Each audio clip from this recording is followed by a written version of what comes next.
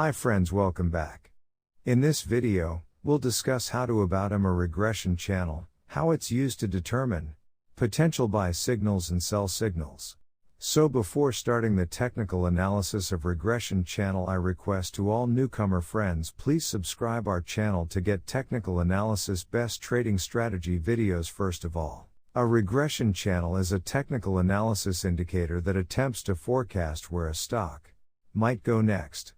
In this video, we'll discuss how this indicator might help you identify potential entry signals, price targets, and what price to consider when setting a stop order. First, let's quickly review the concept of regression. Regression is a statistical concept that describes how things tend to regress, or revert, back to the mean over time.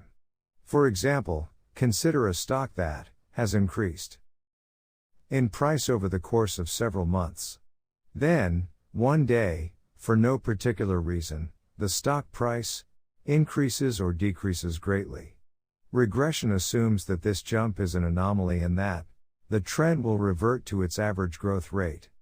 This same concept is represented in a bell curve, which explains the distribution of a set of data points.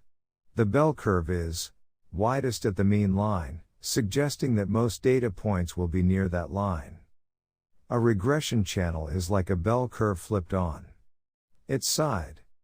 The center regression line is the mean line, and the parallel lines plotted above and below that line represent standard deviations away from that mean.